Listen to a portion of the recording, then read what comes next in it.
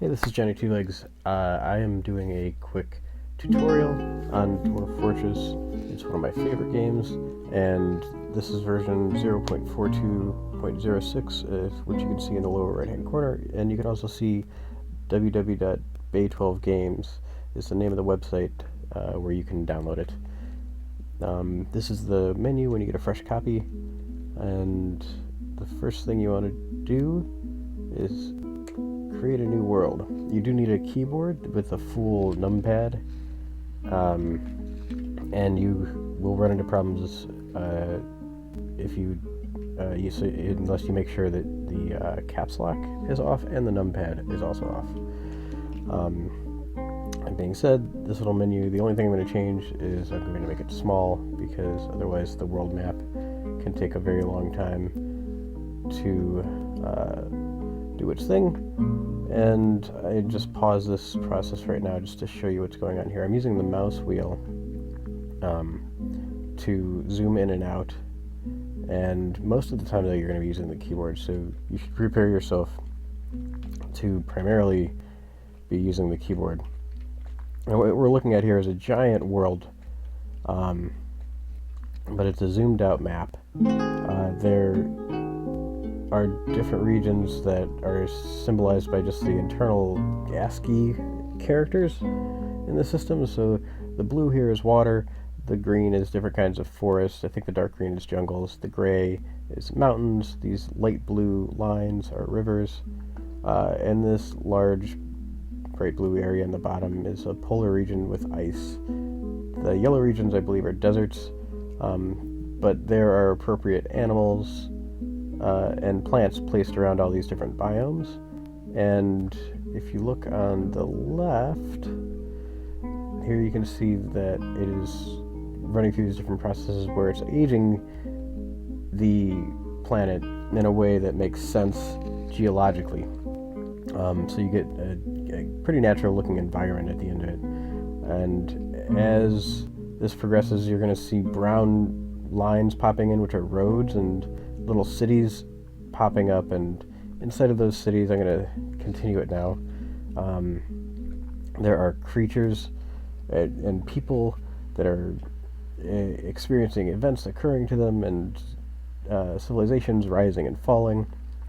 This purple area up here is a haunted region, and those are incredibly difficult to play in fortress mode. In adventure mode, I haven't seen them be super awful to get through. You can usually just walk through them. In my experience, I haven't played adventure mode in a while, but the other interesting thing on these maps is these little red guys here and here are actually volcanoes, and that gives you generally surface magma. And if this one wasn't in a haunted area, then I think that one actually might be red sand. If it's a tilde, then that's probably a red sand desert. Yeah, this game assembles things, and you have to imagine that it's I guess it's closer, it's not like Skyrim, but it's more like Minecraft, and that it's a world made out of blocks. But it's incredibly detailed.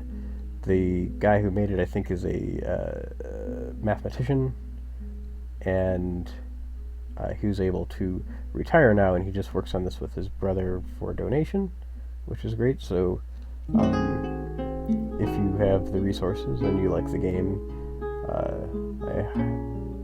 I encourage you to donate to, I don't know what they fundraise on, but it's on their bay12games.com website. And when this is done, it takes a little while, but fortunately you only have to do this once. You generate a world, and that world is available for playing in Fortress mode and also for playing in the Adventure mode. Adventure mode is where you take one individual character and you run around like a classic roguelike game like NetHack or Rogue, and Dwarf Fortress is more like Sims, or I guess closer to a god game. The dwarves, you need to maintain a level of happiness with their experiences and their intake. So if someone witnesses their pet or their loved one die, that will traumatize them severely, and they could lose their minds. There's a lot of dangers in the world. There's a lot of animals that might seem kind of benign, but in these fantasy worlds they can become very, very dangerous. And there are dangerous animals like elephants. You will sometimes, if you settle into a savanna, you might have a herd of elephants that comes through it. If the elephants happen to herd near where you have set up camp, then that can be an incredibly dangerous thing that can shut down a fortress very quickly. But usually it's not too bad. You might run into monkeys or birds that steal trinkets if you have your belongings outside for too long at the beginning. But basically what happens is you set off with 7 dwarves and a wagon and a couple of cart animals like a yak and a horse, and you begin delving into the earth, designing and laying out functional spaces, and that's part of the challenge. If you engineer a well wrong, the physics in the water could flood your entire fortress and ruin everything, or you could flood it with magma, which either way it's fun to see the disasters unfold, but they always end in either abandonment when you get bored or a disaster, as bigger and bigger monsters are attracted by the wealth that your civilization has created. As you generate more wealth, more dwarves are attracted to your fortress, allowing you to do more work, and visitors, and larger monsters, and more organized attacks by kobolds and goblins and the like. If you destroy the trees, the elves will attack you. There's just a lot of pitfalls that you can fall into, which is kind of the charm of the game. And the first thing that's difficult to get into or to get past is the visual interface and the keyboard interface. The keyboard interface mostly uses the up, down, left, right arrow keys and the numpad, and sometimes it'll switch to a phase where it uses U, H, K, and M to select things as though they were up, down, left, and right, and sometimes it uses plus and minus. But after it does that, we have a new option. We can start playing now that we've created the world. And I'm going to create a Dwarf Fortress game. So it's going to reacquire all of the information that it just generated about the world. And now it's dating the world. And on the top left, there is the date crawling forward, and all of the months are named after rocks, because that's how dwarves have decided to name their months. And so now what's going on here? These are 3 maps of the same place, and the far right, you can see that it says world here. This is the general zoomed out map, and then this middle map is a zoomed in map, but you can see that like this gray area is the same sort of shape as this gray area. It's got a little bit more detail. That's because we're more zoomed in. And then finally this furthest left area of the map, this is one of the areas that I use the weird UHMK interface, and that the area that's green and black is the selected area that I would actually be settling in, and that is this whole box region is the portion that's in this yellow X, and the yellow X is kind of what we use to navigate around. It's our cursor, and it's what we do just about everything with. So what I'm going to do is I'm going to press F, which you can see on the bottom and the right, to find a location. And the only thing I'm going to set up for is I want multiple metals, and I want a flux layer, and I do not want an aquifer. Aquifers are really complicated. They're a layer of water under the ground, and unless you're doing a specific game where you really want to have the challenge of conquering an aquifer, then it's really not worth it. So what's happened right now is when it filled up with those red boxes, it was searching systematically through the world to find areas that have our characteristics. So these areas in green, I'm going to go navigate over to them and see what's going on here. We have heavily forested, temperate, thick with other vegetation, and untamed wilds. And it's got clay, some little soil, shallow metals, deep metals, flux stone layer. And if I press tab now, it'll change to different views. I can see that there are goblins nearby. This is a height map. If I look on the far left, I can see where the area that might be settling in, what the topography looks like. And here's a more detailed thing. The numbers indicate how much vertical change is happening. So the 0 areas are flat, and the 4 areas have a lot of elevation change in the area. So it'd be nice to have something like that, but I do want a little bit of river, just because it's nice to have a water source nearby for sure, because your dwarves, if they get injured, they will only drink water. They will not drink alcohol. So yeah, that looks good. I'm going to go ahead and press E to embark. You can see on the bottom here, the Tarn Adams, I think, is the main designer.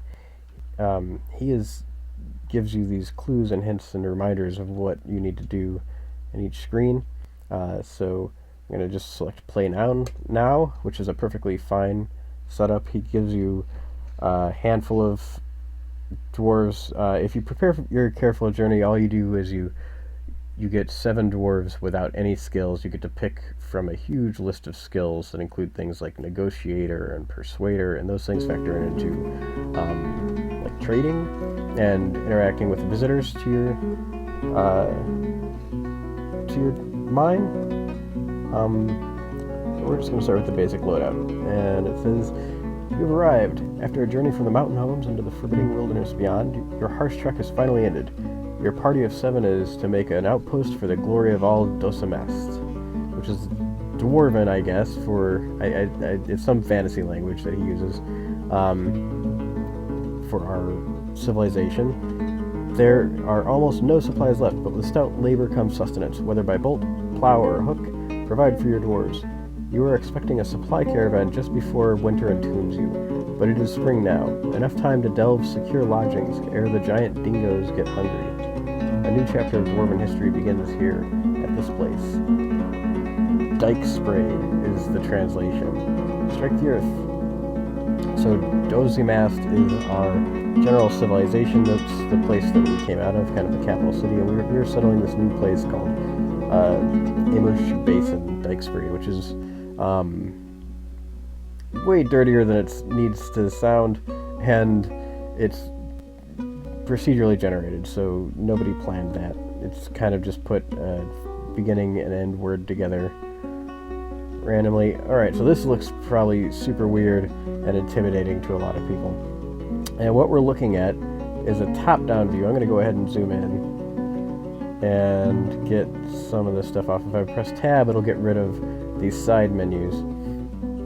And the green letters give you indications of different keys that you can press, and it is case sensitive, so this capital N is a different place than this lowercase n. But we don't have to worry about most of it. There's only a couple things that you need to worry about to actually get started playing. But what we're looking at here is my dwarves. If I press K, I can actually look around and see details about what's going on here.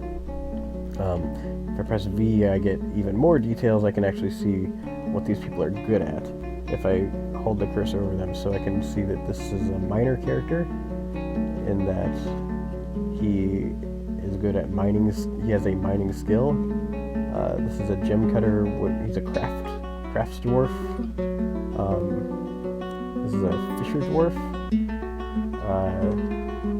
And you can see he gives you these guys. So this is the guy who fishes but then this is the guy who actually has the fish cleaning skills, so they're complementary. That means that the dwarves can do complementary tasks at the same time. That's generally a good idea.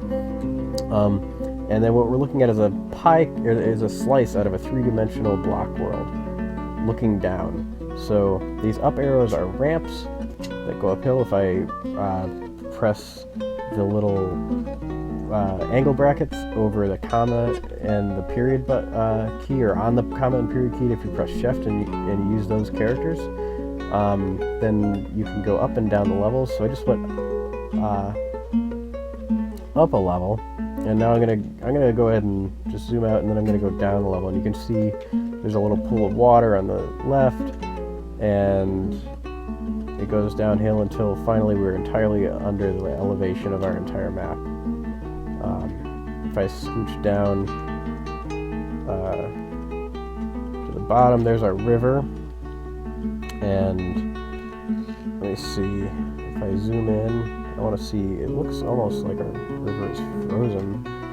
Typically the biomes that you get will either freeze, or these pools of water will dry up if they're hot, or if it's cold, or warm rather. In any case, yeah, this looks like it's all good. There's a ton of trees. These brown O's are trees, and a lot of them yield fruit. This is, you can see it's an apricot tree. There's a pear tree, pine trunk. And if I go upwards, you can see the trees branching out. This is in the air now, and that's why I can't see down. The ground is too far in the distance. That turns into periods when it's one level below you, and then this is the level that we're on. So I'm going to go back down to our dwarves. Press F1 if you ever get lost. That takes you immediately back to where your wagon's at, and that's this yellow box. It's the first structure in the game that you can interact with, the first building in the game. And in order to interact with structures, this is kind of where the God game or Sims type game comes into play. I'm going to press Q, which gives me a menu for my buildings, and I can see this is a wagon, and then at the bottom it says remove building, and that's what I want to do. It gives me a couple logs. I also want to press D. D is super commonly used. This is how you design and everything. It's designate. And the general plan that I'm going to do here is I'm going to carve off all of the up ramps here, so monsters and animals can't go down, come from up above and go down these ramps and then enter our fortress. And I'm going to dig kind of straight in here, down, and build a bunch of rooms, and we're going to tap into the brook for a well. And yeah, this little niche looks, I think it'll give us a nice area that we can defend. So in this area, I'm going to, let's see, press D, and then press T for chop down trees, and then I'm going to make a box with this X. And the trick for the X is that you can press Shift, and that moves you 10 spaces at a time. So what I'm going to do is I'm just going to clear out this little nook that we have here. And so I press Enter when I have the X in one spot, and down here on the right you can see this green blinking dot. That's the beginning of my box. That's one corner, and then the opposite corner is going to be up here to the right, so when I hit Enter again, it designates all of the trees within that block to be torn down. And I'm also going to press I. I gives us interactive zones that our creature can, or our dwarves can use to do specific tasks. So this one, I'm going to just set a big zone here, and it's going to be for G, gather, pick fruit. I also want it to be N, which is a pen and pasture, and if I press capital N, then I can set the information, and I'm going to set my male and female horses into that pen so they don't go wandering off. The dogs and cats can wander free. They'll chase vermin and eat them, and can generally take care of themselves. Oh yes, this is frozen. This looks like frozen water here. Yeah, so this is a cold area, so I'm going to really need to get a well before the winter sets in. But we've got this area. I could pretty much wall this off, and then maybe I could come down and build some fortifications down below. But we've got good ways before that goes. I'm going to actually get into designing some of the initial layout for my fortress. I'm going to, let's see, just pick a spot here, and we're going to dig straight back. Oops, D, and then I want to press D again that's our mining or digging. Here on the top left it says D for mine, and then I'm going to dig. I'm going to press I for stairs, and I like to have a big central staircase, and then I like to branch off of that with 10 by 10 rooms and 3 by 3 hallways. So I'm just going to begin my basic layout and start build, and I'm going to build one specific room, and I want to actually set my priorities on this too. So if you look on the bottom right, if I press plus and minus, I can change the priority for my designations. And I want this room dug out immediately. I want a path dug out to the room. So I'm gonna go over some of the designations that I just did, and you can see the ones are popping up there. And that's what I want. I want this room to be dug out. So that my dwarves can start bringing in all of our supplies immediately, so that nothing will get stolen by animals, and it'll also keep my dwarves from being outside, which makes them unhappy. They don't like being outside, and it also keeps them safe. So while they're doing that, I'm going to set some more designations. Whenever they get the chance, I'm going to set the lowest designation to just tear down all of the ramps in this area. And, oops, press Z for remove ramps. And, oops, yeah, upstairs and ramps. What? Why didn't this work? Okay, I think I had my enter button already toggled or something. I don't know. But make sure you got all the, oops, not digging, I don't want to dig that out, but I do want to press C and undo the ramps. And then that looks pretty good. Okay, so he's digging out down here. He's going to go ahead and follow my designations. And after he does that, I want to build an exploratory staircase. So I'm going to press I again. I'm going to press enter at the top here, and you can dig through the up and down layers too. So I've got the top selected, and I'm just going to go straight down in it.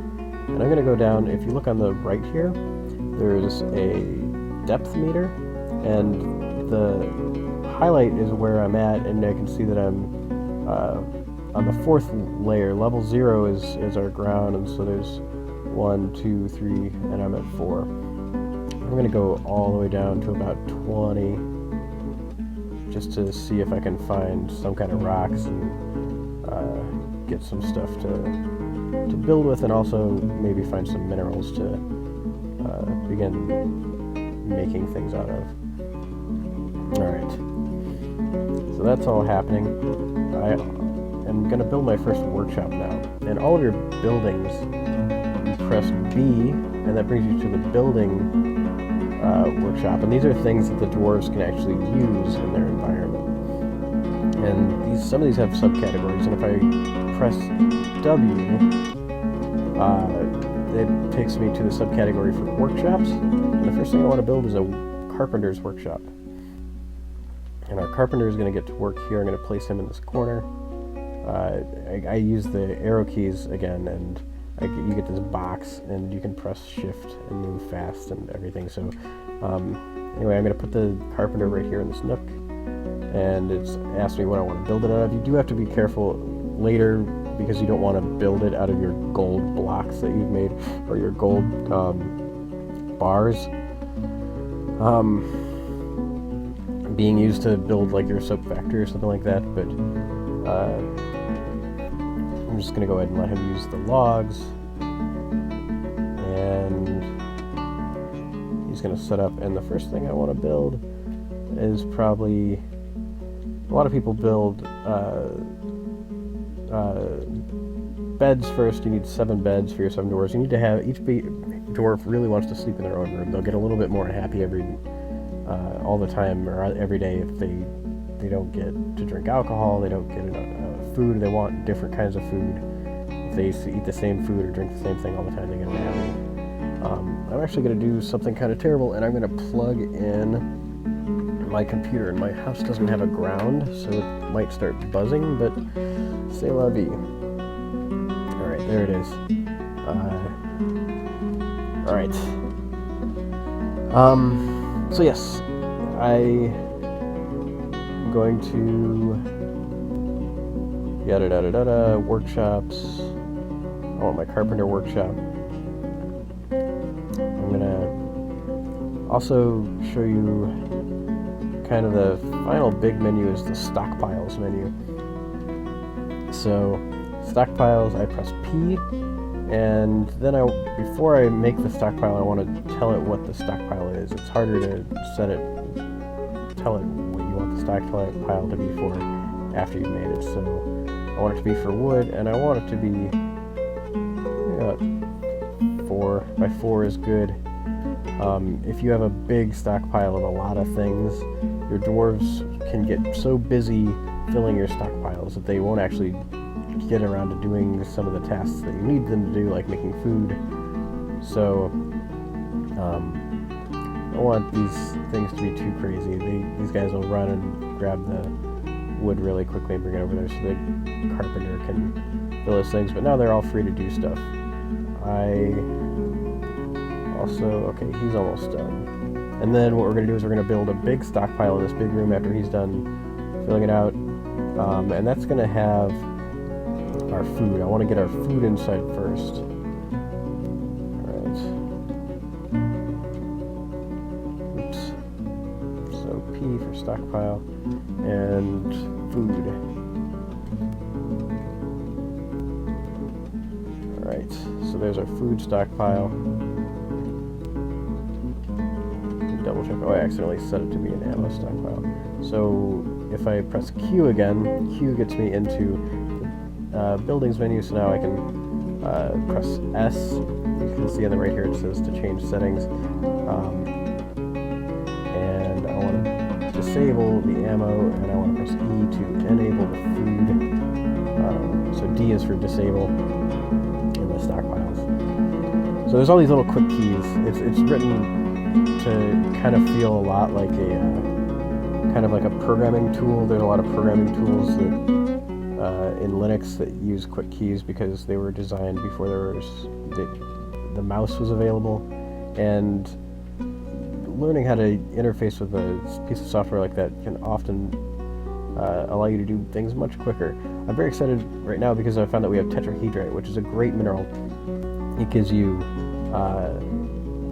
copper and a little bit of silver, and silver makes warhammers, which are the most deadly. Silver warhammers are the deadliest weapon in the game, so I'm going to be able to outfit my army with silver warhammers, and the copper. You can make good armor with bronze, but you can make some basic copper armor with bronze, and that's okay.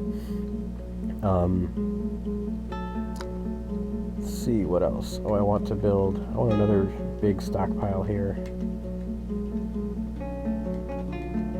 And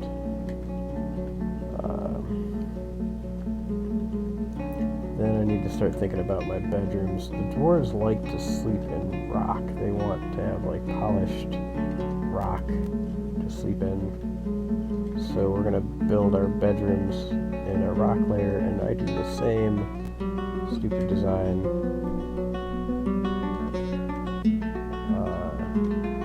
And one of the things that you can use the mouse for is you can kind of paint on when you get into this designation mode. So I'm going to paint on some of these rooms, and I just want a little entrance to hold a doorway, and then enough room for my dwarves to have. They each need a bed, actually I'm going to branch off this main hallway. They each need a bed, they need a chest, or I think a bag will suffice too. And I want this to extend this way.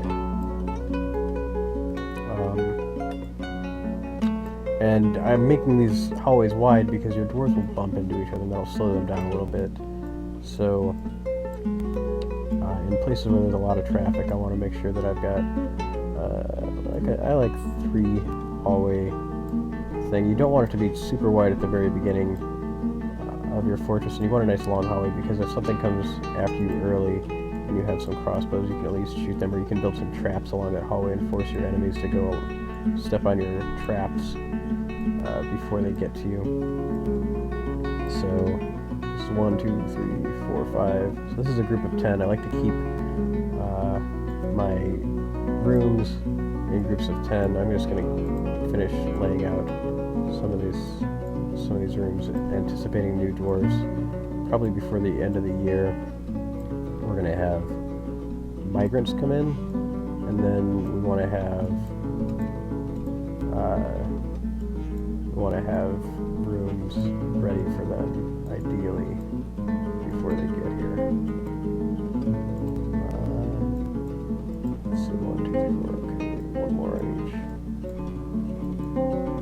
Okay, and then what I'm doing here is I'm pressing D to dig, and then if I make a mistake, I'm pressing X, which is remove designation. So I can press D and then X, and move through this stuff pretty quickly. And I don't really need them to dig off all of this stuff, so I'm going to leave some of these designations as a placeholder, but I'm going to erase the designations to dig here, so the dwarves just won't dig there, and I can designate that to be dug out later.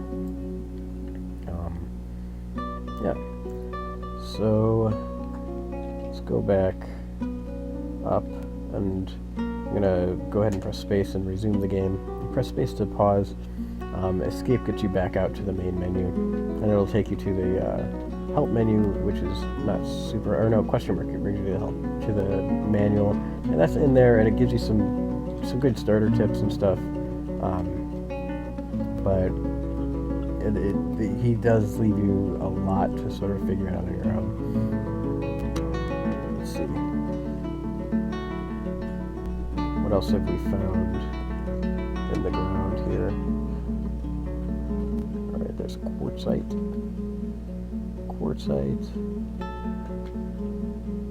And what I'm looking for is I want to find a layer that has what is called a flux layer. I think that's a stone that has a lot of calcium or carbon in it, and then you can use that to mix it with iron, and you can make steel. And steel armor is the best sort of armor. So ideally, we'll have steel armored dwarves trained with silver warhammers, and we should be pretty safe from just about anything that comes up in the early game. How far did we go? We got made of silver, so there's a lot of silver in this place. But I'm going to have to dig deeper. I'm going to set this to be dug later, because I'm not super worried about it, so I'm going to set this designation to be about 6. And I want him to dig down another 20 blocks. Alright, that looks good. Zoom back up. I'm going to set some hotkeys right now. So if I press capital H, it gives me this menu, and then if I press F2, I can select hotkey 2. And I want to press Z for zoom, and then I'm going to change the name, and it's going to be bedrooms. So now, if I go back out and I start the game, if I press F1, that takes me to the place where my wagon started, and that's set by default when you enter the game, and then F2 is going to bring me to the bedrooms, and then F3 is going to bring me to my my stockpiles, my workshop. So I'm just going to call this one, go back to the menu, press F3, press Z for zoom, and N for name, and I'm going to name this one, workshops. There we go. So that's looking pretty good. Let's see, I want this guy to build a couple things really quickly. What did I have him build? He built... Did I have him build beds? This is... I'll introduce you to the status menu now. So if I press Z, that brings me to the status menu, and this gives me a lot of information. There are question marks behind my stocks because you need to have a dwarf, kind of an administrative dwarf, who just counts things. And if I press the left and right arrow at the top here, you can see I highlight these different sub-menus, and I can set animals to be butchered or set them to be trained. Like you can set your dogs to be trained for war. I don't want them to cook my plump helmets because if they cook them, they destroy the seeds inside. So I'm going to change it by moving with the down arrow and then pressing C so that they cook. Hold on.